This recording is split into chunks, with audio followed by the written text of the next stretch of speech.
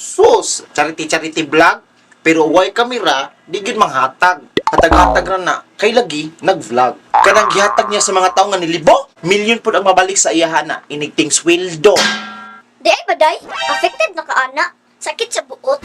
Anak ni siya day, FYI. Bisag unsa pay purpose sa vlogger sa iyang pagpanghatag, what's important is ni hatag. Most especially if tabangunon sa jud kaayo ang gihatagan. Di man pud siguro mo pili ang vlogger og tagaan if tag-iya na siya convenience store, tag-iya resort, or in short, kwartahan. Siyempre, katuras ang mga batang kalye, manglilimos, or masakiton ang ilahan ang pilion ng hatagan.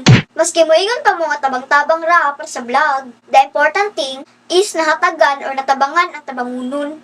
They're free to refuse. Pwede mo balibad. Anyways, napay daghan pwede tabangan. And mostly sa itong mga natanawan nga vlogs, muragwa mo po siguro pulubing nga nibalibad tabangan. Just because gi-vlog ang pagtabang. Mga megs, don't judge vloggers just because of their content. Especially if dili ka buang ilang content. They're just doing their thing. Mind yours na lang, okay?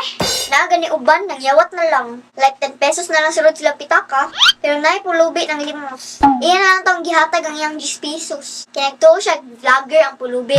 Namasin, nahimong 10 mil ang iyang 10 pesos. O diba, gamit sa diya ang mga charity vloggers nowadays. Mura na po na silang politiko. Ang nakalahi lang is dili vote ang kapalit. Just simply the views. As a vlogger, anak man dyan na siya, don't be hypocrite. Anak man dyan na siya, do not be hypocrite. Don't be hypocrite. Aside from views pod, syempre lahi sad ang kanindot sa feeling nga naay matabangan. Unang ayaw si kasuko diha, support na lang. But if di jud kaya sa mong powers nga mo suporta, then i-unfollow or i-block ng vlogira. Kisa ma-stress ka lang dapita. If na kay dili ganahan nga video or vlogger nga moagi sa mong newsfeed, then skip, scroll down. Easy.